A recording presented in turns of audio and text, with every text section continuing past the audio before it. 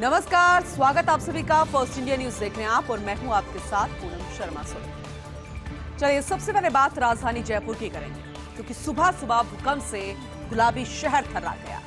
जयपुर में एक ही बाद 3 बार भूकंप के झटके महसूस हुए। सुबह 4:09 पर सबसे पहले, फिर 4:25 तक 3 बार ये झटके महसूस किए गए। पहला झटका 4:09 पर रिएक्टर स्केल पर तीव्रता 4.4 रही। दूसरा झटका 4:22 पर महसूस हुआ, जिसकी तीव्रता 3.1 थी। तीसरा झटका 4:25 पर आया, जिसकी तीव्रता 3.4 रिएक्टर पैमाने पर तय की गई। वहीं धमाके के साथ इस झटकों से सहमे लोग आए सड़कों पर। आज सुबह गली मोहल्ले में सड़कों पर लोग जच गए। भूकंप के बाद एक दूसरे से भूकंप की जानकारी लोग लेते रहे। फिलहाल भूकंप से किसी भी तरह के नुकसान की खबर तो नहीं है, लेकिन ये डराने वाली बात थी, क्योंकि राजधानी जयपुर में इस तरीके के झटके कभी महसूस नहीं किए गए। पहली दफा ऐसा था जब 3 बार आधे घंटे के अंदर 3 बार झटके महसूस किए गए। और सबसे बड़ी बात इसमें ये थी कि इसमें धमाके की आवाज भी सुनाई। वहीं अब जयपुर में भूकंप का साइड इफेक्ट भी सामने आ रहा है। चांदपल पुलिस लाइन में भूकंप के समय खलबली मच गई। धमाके के साथ भूकंप के झटके से इधर उधर दौड़ने लग गए जवान। दरअसल ये प्रशिक्षु जवान थे। भागदौड़ में करीब 15 चोटिल हो गई। एक साथ 15 प्रशिक्षु जवान एक साथ घायल होने पर सभी को ट्रॉमा सेंटर लाना पड़ा। ट्रॉमा सेंटर प्रभारी डॉक्टर अनुराग धाकड़ भी सूचना पर अस्पताल पहुंचे। सभी घायलों का प्राथमिक उपचार शुरू कर दिया गया। राहत वाली बात यह रही, किसी को भी गंभीर चोट नहीं आई। कुछ देर के बाद उनको घर भी भेज दिया गया। लेकिन एक साथ ही जब प्रशिक्षु जवान अस्पताल पहुंचे, ट्रॉमा सेंटर पहुंचे, तो खलबली मच गई थी। बस राहत वाली बात यही रही कि घायल बहुत ज्यादा गंभीर घायल नहीं था, लेकिन चोटिल हुए थे। अब ये साइड इफेक्ट है और उम्मीद ये कर रहे हैं कि इस तरीके की खबरें भूकंप से जुड़ी और ज्यादा सामने ना आए। प्रदेश कांग्रेस प्रभारी सुखजिंदर सिंह रंधावा जयपुर में है। प्रदेश कांग्रेस वॉर रूम में बैठकों का दौर जारी है।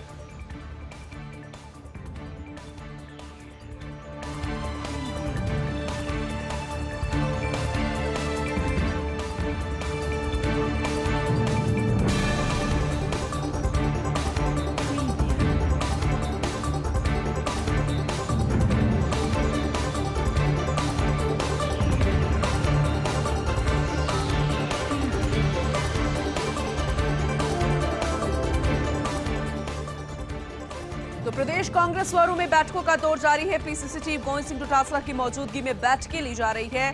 पाली, सिरोही और अन्य जिलों में नेताओं से मुलाकात की जा रही है। विधानसभा चुनाव को लेकर नेताओं से फीडबैक लिया जा रहा है। बेहद खास है, क्योंकि विधानसभा चुनावों से पहले ये फीडबैक लेना, फिर आला कमान तक पहुंचाना, उसी के तहत ही स्ट्रैटेजी जो है वो तय हो गया। कि बैठकें तो लगातार चली रही है, लेकिन महीने बेहद कम रह गए हैं, वक्त बेहद कम रह गए, इसीलिए ये बैठक अपने आप में बेहद खास। वहीं दूसरी तरफ नई कांग्रेस चुनाव समिति का गठन हो गया है। कांग्रेस चुनाव समिति में पीसीसी चीफ गोविंद सिंह डोटासरा के प्रभाव की झलक नजर आई।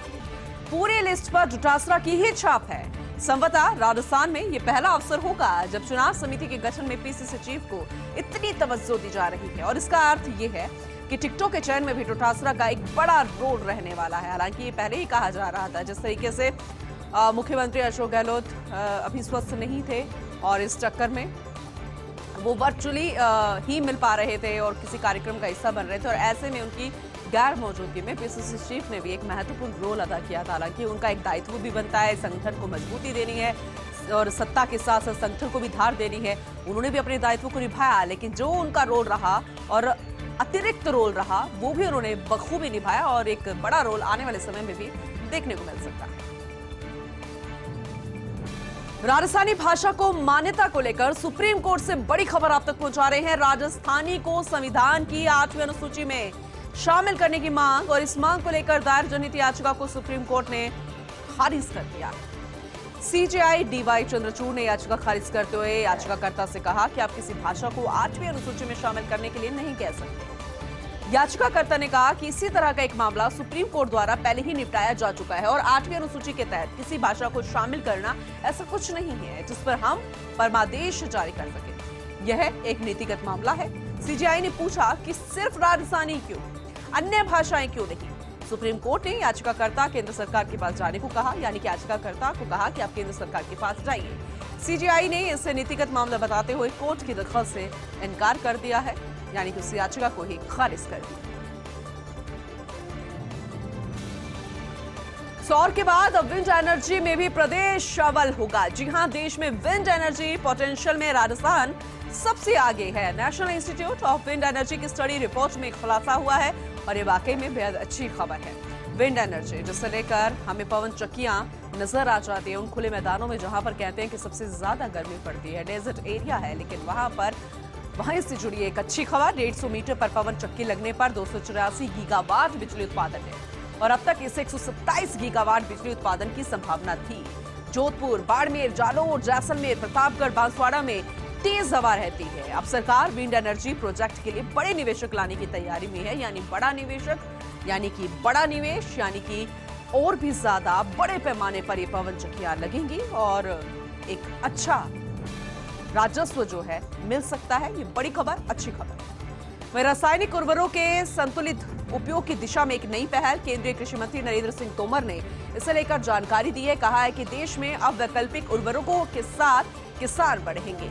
खेती में रासायनिक खाद का असंतुलित इस्तेमाल बड़ी समस्या बन गया था और सिर्फ इससे पौध पर ही नहीं हमारे शरीर पर भी असर पड़ता नजर आ रहा था।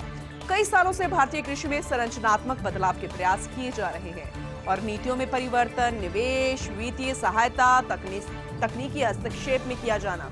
पिछले महीने ही आर्थिक मामलों पर कैबिनेट कमेटी ने यूरिया पर सब्सिडी जारी रखी। ऑर्गेनिक उर्वरक के प्रयोग को बढ़ावा देने के लिए कई पहलुओं को भी मंजूरी दी, लेकिन एक्सपेरिमेंट्स की जा रहे हैं। कई अच्छे प्रयोग भी हैं और इसे लेकर एक नई पहल है, तो उम्मीद भी की जा रही है कि नई पहल जो है वो सार्थक साबित होगी।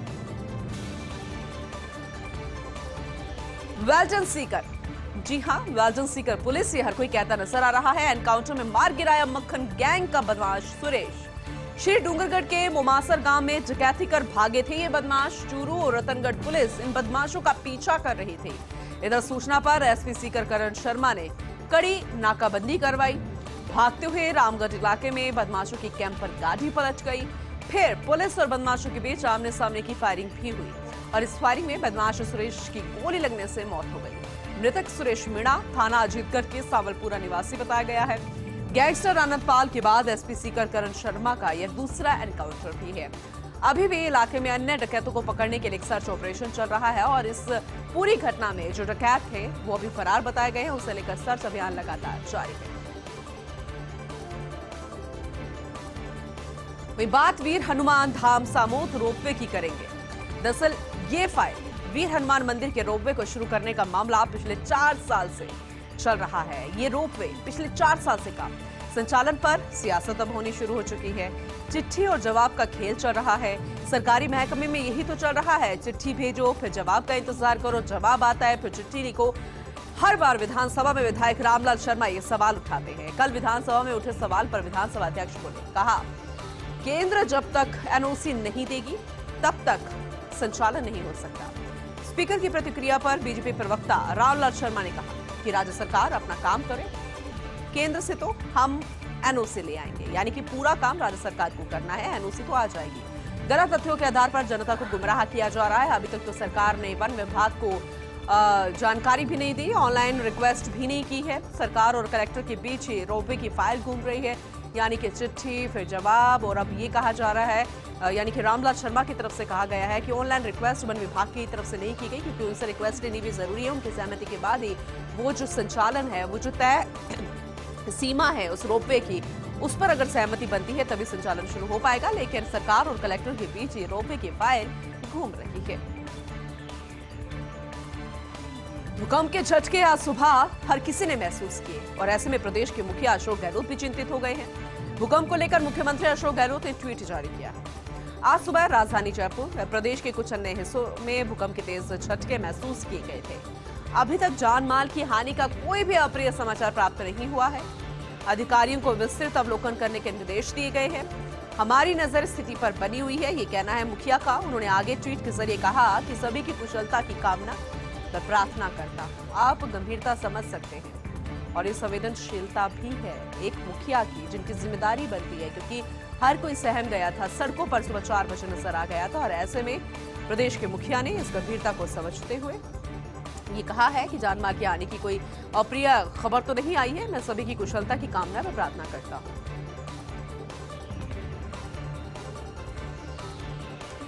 मेरे घर में इतनी जगह नहीं है भाई साहब। दरअसल भाजपा प्रदेश अध्यक्ष सीपी जोशी से जुड़ी एक रोचक चर्चा आप तक पहुंचाते हैं।